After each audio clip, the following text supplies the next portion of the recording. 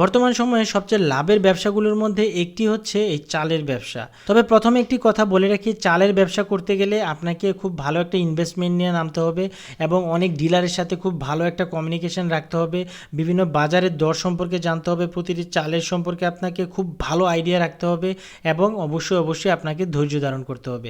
যারা আসলে চালের ব্যবসা করতে চাচ্ছেন বা চালের ব্যবসা করেন, তাদের অনেকের একটি প্রশ্ন হচ্ছে চাল একদম কম দামে কোন জায়গা থেকে কিনতে পারি বা চালের আড়ত কোথায় কোথায় আছে। তাদের জন্যই মূলত আজকে আমার এই ভিডিওটি। আজকে আপনাদের দেখাবো বাংলাদেশের সবচেয়ে জনপ্রিয় 5টি চালের পাইকারি আড়ত।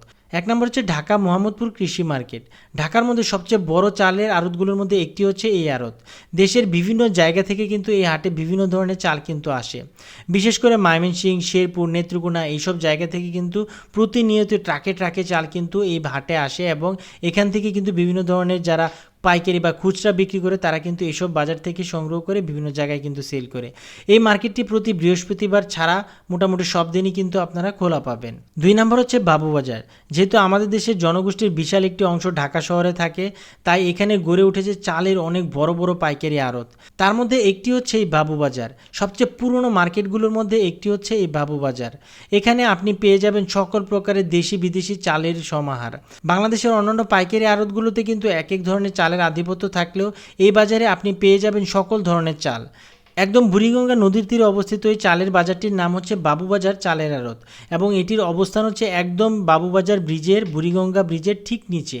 3 নম্বরে যে আমি চালের আড়তটির কথা বলবো সেটা হচ্ছে নওগাঁতে অবস্থিত। বাংলাদেশের সবচেয়ে বৃহত্তম চালের যে বাজারটি রয়েছে সেটা হচ্ছে নওগাঁতে অবস্থিত। বাংলাদেশের সবচেয়ে বেশি চালগুলো হচ্ছে নওগাঁ জেলাতেই অবস্থিত। মূলত এই বাজার থেকেই চাল সারা বাংলাদেশে কিন্তু রপ্তানি করা হয় বা হচ্ছে বিদেশে রপ্তানি করা হয়।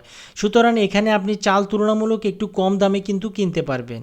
4 নম্বর হচ্ছে আশুগঞ্জের পাইকারি চালের আড়ত।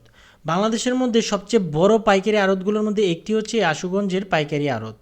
পূর্ববঙ্গ, বিশেষ করে সিলেট, মৌলভীবাজার, হবিগঞ্জের মানুষের জন্য সবচেয়ে বেশি যে কেনাবেচা হয়, মানুষগুলো সবচেয়ে বেশি যে কেনাবেচা করে তা হচ্ছে এই আশুগঞ্জের পাইকারি চালের আড়ত থেকে। এছাড়া এই আশুগঞ্জের আশেপাশে কিন্তু অনেক ধরনের চালের কল রয়েছে এবং এখান থেকে কিন্তু প্রতি বছর হাজার হাজার লক্ষ মেট্রিক টন চাল কিন্তু দেশের বিভিন্ন জায়গায় কিন্তু রপ্তানি করা হয় এবং হচ্ছে দেশের চাহিদা পূরণ করে অনেক সময় কিন্তু বিদেশেও রপ্তানি করা হয় এবং এই চাল কিন্তু বাংলাদেশের প্রতিটি জায়গায়, প্রতিটি কোনায় কিন্তু এখানের যে চাল কলগুলো রয়েছে এখান থেকে চাল উৎপাদন করে কিন্তু বাংলাদেশের বিভিন্ন জায়গায় ডিস্ট্রিবিউট করা হয়। 5 নম্বরে আমি যে পাইকারি চালের আড়তের কথা বলবো সেটা হচ্ছে বাংলাদেশের অন্যতম বৃহত্তম এরিয়া চট্টগ্রাম এবং চট্টগ্রামের পাইকারি চালের আড়ত সেটা হচ্ছে কোথায় অবস্থিত? চাকতাই। এই চাকতাই পাইকারি চালের আড়তে আপনি দেশি বিদেশি সকল ধরনের চাল কিন্তু পেয়ে যাবেন। মূলত যারা চট্টগ্রাম এরিয়ায় বা হচ্ছে কুমিল্লা, চট্টগ্রাম, তারপর হচ্ছে নোয়াখালী এই পাশের এরিয়ায় যারা বিজনেস করে তারা হচ্ছে মূলত সবাই চট্টগ্রামের চাকতাই থেকেই কিন্তু বা হচ্ছে হাটহাজারি থেকেই কিন্তু তারা এই পাইকারিতে চাল কিনে কিন্তু ব্যবসা শুরু করে।